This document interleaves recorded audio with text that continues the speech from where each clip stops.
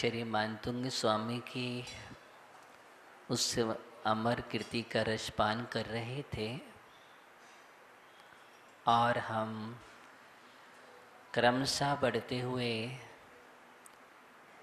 34 काव्य को अपने अंदर में समाविष्ट करने का प्रयत्न किया है। अष्ट प्रातिहार्यों का वर्णन चल रहा है। अष्ट प्रातिहार हमारे जीवन के लिए बहुत बड़ी शिक्षा दे रहे हैं। हम यहाँ पर भगवान के आभा मंडल को देख रहे थे कि भगवान का आभा मंडल जो होता है वो कैसा होता है। आभा मंडल, ध्यान रखना, जितनी विशुद्ध वर्णाएं होंगी वो निश्चित ही विशुद्ध परिणामों से तैयार हुए। हमारे अंदर में जितने विशुद्ध परिणाम होंगे, जितने विशुद्ध भाव होंगे, उतना ही आभा मंडल परिष्कृत होगा, स्वच्छ होगा। भगवान के आत्म प्रदेश पूर्णतः परिष्कृत है, शुद्ध हैं। अब वहाँ पर किसी भी प्रकार के कर्मों की भी अशुद्धि नहीं है। सबसे ज़्यादा अशुद्धि पैदा करने वाले कर्म घातिया कर्म थे और उन घातिया कर्मों का भी वहाँ पर अभाव हो गया। किसी भी प्रकार की अशुद्धियाँ अब नहीं हैं। सभी प्रकार के दोष क्षय को प्राप्त हो गए हैं। 18 दोषों से रहित हैं, क्योंकि किसी भी प्रकार का जब मन मस्तिष्क में अंदर में कहीं भी परिणामों में दोष होता है और दोष होने पर निश्चित ही हमारा आभा मंडल कभी भी विशुद्ध नहीं हो सकता है। निर्दोष आभा मंडल के लिए निर्दोष परिणाम चाहिए। शुद्ध आभा मंडल के लिए परिणामों में भी शुद्धि चाहिए। भगवान का आभा मंडल देख करके उस आभा मंडल में एक भव नहीं, 7 कितने 7 भव दिखाई देते हैं। 3 भूत के, 3 भविष्य के, 1 वर्तमान। ये क्या है? ये भावमंडल की विशेषता किसके कारण हुई? उन तीर्थंकर अरिहंत परमात्मा के कारण है। तीर्थंकर अरिहंत परमात्मा के अंदर इतनी विशुद्धि है, एकमात्र वो विशुद्धि के पिंड है। और विशुद्धि का जब पिंड वहाँ पर है तो उससे जो भी वर्णाएं होंगी, जो भी आभाएं निकलेगी, वो सभी पदार्थों को भी विशुद्ध करते हैं। हम यहाँ दर्शन करने आते हैं, जिन बिंब से आभा निकलती है, क्या निकलती है? आभा निकलती है। और उस आभा की समक्ष हम जब पहुंच जाते हैं तो वह आभा हमारे अंदर, हमारे प्रदेशों को स्पर्श करते हैं और उस स्पर्श से हमारे अंदर विशुद्धि का संचार होता है। और विशुद्धि के संचार से हमारे जीवन में अज्ञान अंधकार दूर होता है, हमारे अंदर का मोह गलने लगता है और इसी कारण से सम्यक दर्शन में कारण बन जाता है जिनबिंब दर्शन। इसलिए हमें जिन बिंब को निहारना चाहिए। अभी तो हम निहारते ही नहीं है। आए, उदक चंदन तंदुल बोला हमने, अर्घ्य लिया, निरुपाम अवधीश्वर, और आगे बढ़ गए। ऐसे हम वेदी पर दर्शन करते हैं और पता भी नहीं चलता हमने कितनी जल्दी दर्शन कर लिए, और उतनी ही जल्दी हम बाहर हो जाते हैं। जबकि हमें एक एक कम से कम मूल लायक जिन बिंब को तो निहारो। अगर आप सभी को नहीं निहार पा रहे हैं तो एक जिन मूल लायक भगवान के पास एकदम ऐसे खड़े हो जाओ, ऐसे खड़े हो जाओ कि एकदम निहारते निहारते निहारते वो आभा तुम्हारे अंदर आ जाए। दर्शन का लॉजिक यही है। अभी दर्शन का अर्थ सिर्फ हाथ घुमाना नहीं है, नहीं। दर्शन का लॉजिक यही है कि देखते देखते देखते देखते आपके अंदर दर्शन हो जाए। और ऐसा दर्शन अगर हम करते हैं ज्ञानियों, तो ऐसा दर्शन ही वो दर्शनम देव देवश्यम, दर्शनम पापनाशनम, दर्शनम स्वर्ग सोपानम, दर्शनम मोक्ष साधनम, तभी वो स्वर्ग का सोपान और मोक्ष का साधन बन जाता है, कर्म क्षय का कारण बनता है। लेकिन अगर हम दर्शन को दर्शन रूप में करें, दर्शन से सम्यक दर्शन होता है, बात सत्य है, लेकिन सम्यक दर्शन क्यों नहीं हो पा रहा है, इसका मतलब हम दर्शन सही नहीं कर रहे हैं।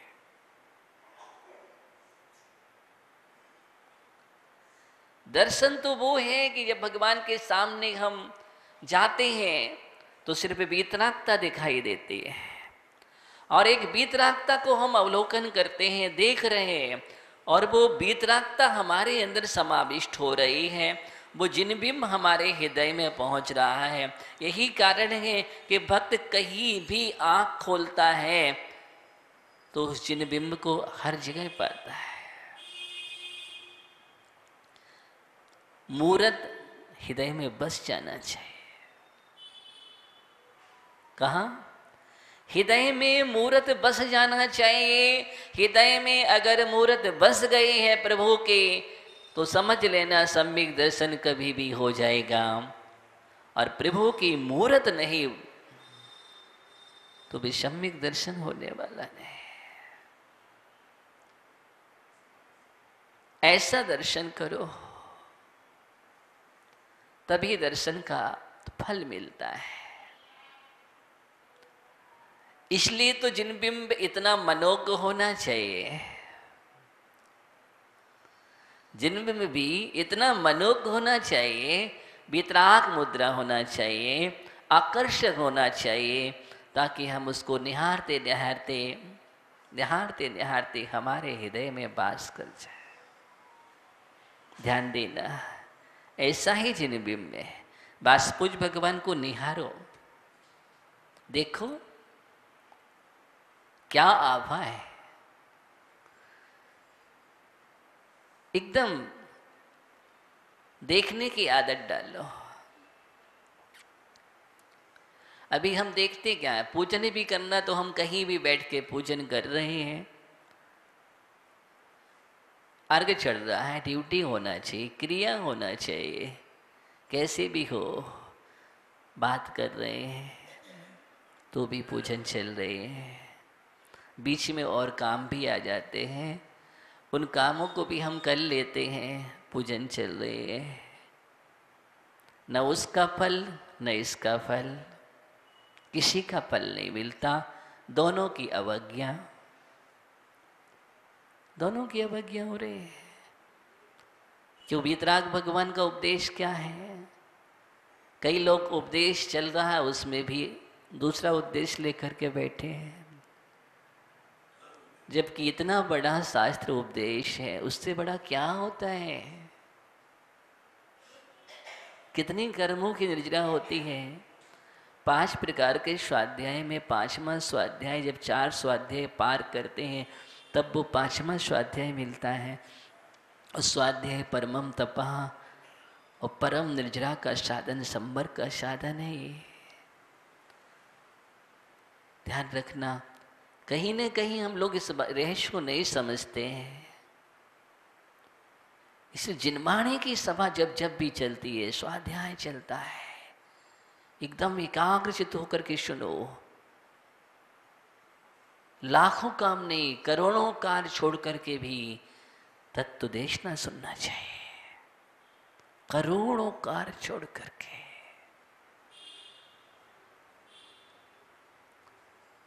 लाखों कार्य छोड़ करके पूजन करो, करोड़ों कार्य छोड़ करके तत्व की देशना सुनो।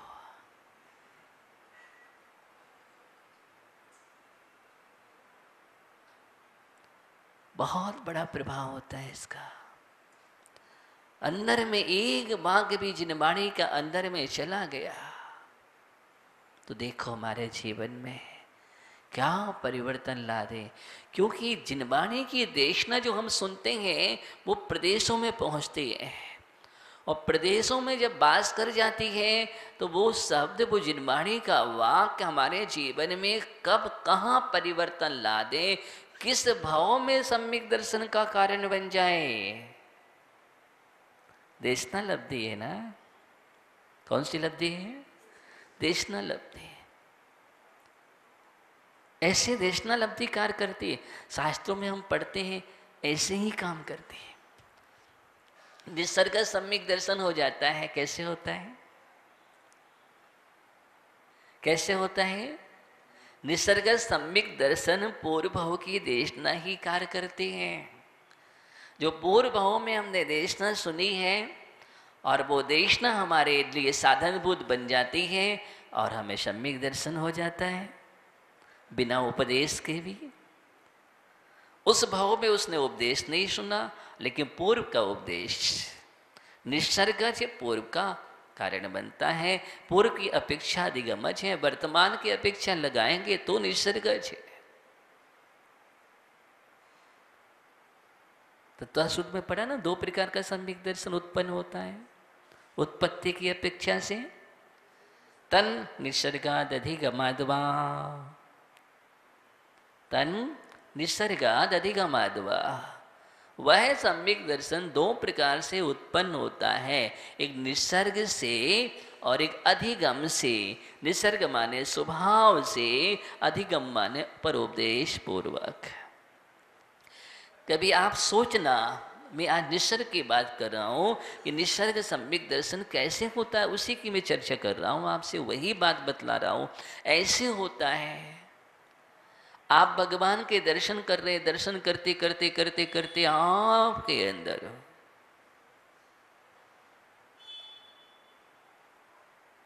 वो परिणामों में विशुद्धि जगी। देखिए, सब कुछ केवल परिणामों की विशुद्धि का है। इसका है परिणामों की विशुद्धि ही हमारे जीवन के लिए सबसे ज्यादा फलदायिनी हुआ करती है। परिणामों की विशुद्धि ही, एक परिणाम की विशुद्धि है वो सम्यक दर्शन में कारण बन जाए। परिणाम की विशुद्धि है वो समीचीन ज्ञान में कारण बन जाए। परिणामों की विशुद्धि है वो चारित्र में कारण बन जाए। परिणामों की विशुद्धि हमें तप की ओर ले जाए।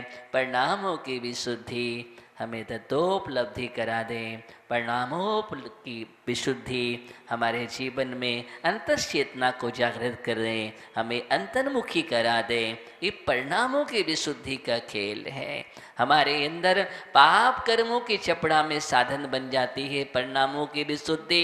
एक परिणामों की विशुद्धि साथ से पुण्य का कारण भी बनती है, संबर भी करती है और निर्जरा भी करती है। असंख्यात बुरी कर्मों की निर्जरा का साधन बन जाती है। क्या? परिणामों की विशुद्धि।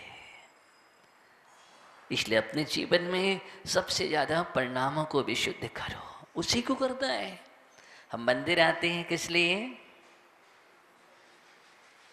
परिणामों की विशुद्धि के लिए। आप दर्शन करते हैं किस लिए? पूजन करते हैं किस लिए? जाप करते हैं, स्वाध्याय करते हैं, सब कुछ परिणामों के विशुद्धि के लिए। आहार देते हैं परिणामों की विशुद्धि के लिए। जो भी करते हैं आप, व्यावृत्ति करते हैं, सब परिणाम विशुद्धि के लिए।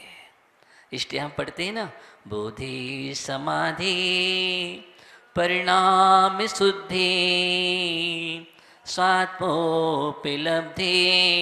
से सौख्य सिद्धि चिंतामणिं चिन्तित वस्तुदाने त्वं वन्दे मानस ममास्तु देवी। मम अस्तु देवी, हे सरस्वती जिनमाड़ी माँ, क्या चाहिए मुझे? एक भक्त भगवान की या जिनमाड़ी की उपासना करते हुए, आराधना करते हुए भावना आ रहा है, मुझे कुछ नहीं चाहिए। बोधि समाधि परिणाम शुद्धि, सबसे बड़ी जीवन में अगर उपलब्धि है तो परिणामों की विशुद्धि है। अगर इसको हमने पा लिया तो दुनिया की दौलत पा ली है। उसके सामने अगर दुनिया की दौलत भी तुम्हें छोड़ना पड़े तो दुनिया की दौलत की कोई कीमत नहीं है। सबसे बड़ी कीमत परिणाम शुद्धि की है। परिणाम शुद्धि है तो तुम माला माल हो, और परिणाम शुद्धि नहीं है तो तुम कंगाल हो। चाहे तुम कितनी भी संपत्ति अर्जित कर लो, परिणामों की संपत्ति ही सबसे बड़ी संपत्ति है। अरे परिणाम विशुद्धि के लिए चक्रवर्ती 6 खंड को छोड़ करके चल देता है। किसके लिए? परिणामों की शुद्धि के लिए चलता है। वो परिणामों की शुद्धि एक क्षण मात्र में सबको छोड़ दिया जाता है। एक क्षण में। आप पढ़ो ना, इतिहास उठा करके देखो, किसके लिए छोड़ा? आत्मिक शांति के लिए। आत्मिक शांति। जब भी आप पूछेंगे, बोले चक्रवर्ती का पद क्यों छोड़ा, 6 खंड का राज्य क्यों छोड़ा, 9 निधि 14 रत्न क्यों छोड़े, क्यों छोड़े? छोटू भैया, अभी कहाँ छोड़ा आपने? तो चक्रवर्ती जब भी आत्म विशुद्धि के लिए, एक ही बात है, आत्म विशुद्धि, आत्म शांति चाहिए मुझे।